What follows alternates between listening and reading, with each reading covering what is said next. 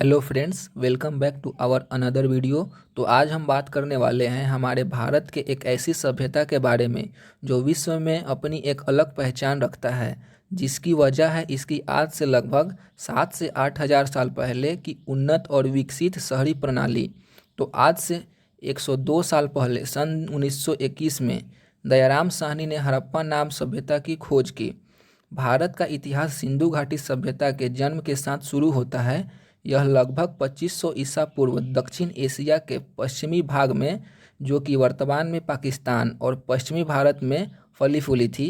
हमारी सिंधु घाटी सभ्यता जो थी वो मिस्र, मेसोपोटामिया और चीन जैसे बड़े शहरी सभ्यता की घर थी। सिंधु सभ्यता के 3 चरण थे। 3300 से 2600 ईसा पूर्व शुरुआती हड़प्पा चरण कहते हैं।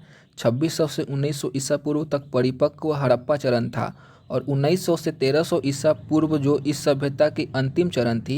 सिंधु सभ्यता की लिपि इस सभ्यता की सबसे पहली और पुरानी साक्ष्यों में से एक है, जिसे पढ़ पाना उतना ही मुश्किल है जितना फर्स्ट अटेम्प्ट में यूपीएससी निकाल कर अपनी सेटिंग से शादी कर लेना।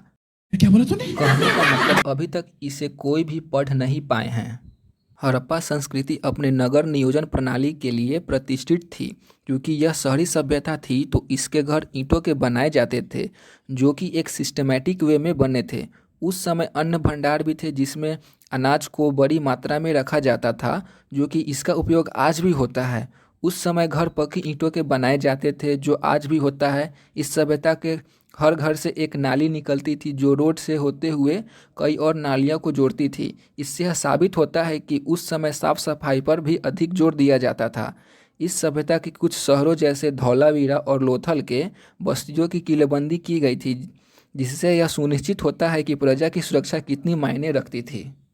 इस सभ्यता की कृषि प्रणाली की बात करें तो हड़प्पा के गांव बाढ़ के मैदानों के पास बसे थे, जो कृषि के लिए एक उन्नत जगह थी। और कपास, जिसे कॉटन कहा जाता है, इसका उत्पादन सबसे पहले सिंधु लोगों ने ही किया था। यहाँ के लोग पशुओं को बड़े पैमाने पर पालते थे। इस सभ्यता में दूसरे देशों से भी व्यापार किया जाता था, जिसमें बहुमूल्य वस्तुओं जैसे सोने, चांदी, तांबा, पीतल भी थे। और ये व्यापार मुद्रा के द्वारा नहीं की जाती थी। इसके लिए बार्टर सिस्टम का प्रयोग किया जाता था, जैसे वस्तु के बदले वस्तु की अदला बदली की जाती थी। इस सभ्यता में कांस्य की मूर्ति, जानवरों में जैसे बैल और घोड़ा और बहुत सारे जानवरों के साक्ष्य मिले हैं। एक बड़ा स्नानघर जहां उत्सवों पे स्नान किया जाता था, ये सभी चीज़ें के साक्ष्य मिले हैं। और यहाँ पानी के लिए कुओं के होने के भी साक्ष्य मिले हैं।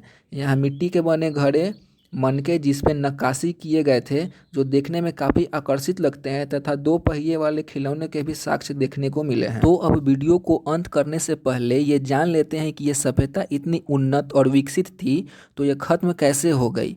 तो यह सभ्यता 1800 ईसा पूर्व तक खत्म होने के कगार पे आ गई थी। यह लगभग खत्म हो गई थी, जिसका कोई प्रामाणिक साक्ष्य नहीं मिला है और अभी भी यह विवादित है। कुछ विशेषज्ञों का मानना है कि यहाँ आक्रमण हुआ था, जिससे यह सभ्यता खत्म हो गई। कुछ का मानना है कि प्राकृतिक आपदाएं आई थी, जैसे बाढ़, भूकंप या नदियों ने अपना रास्ता बदल लिया था, जिससे यहाँ पानी की आपूर्ति नहीं होने से सभ्यता का अंत हो गया। इस सभ्यता के अंत के बारे में आप अपनी राय कमेंट सेक्शन में ज़रूर दें और ऐसे ही इन्फॉर्मेटिव और नॉलेजेबल वीडियोस के लिए चैनल को सब्सक्राइब जरूर कर लें। मिलते हैं अगले वीडियो में। Good bye.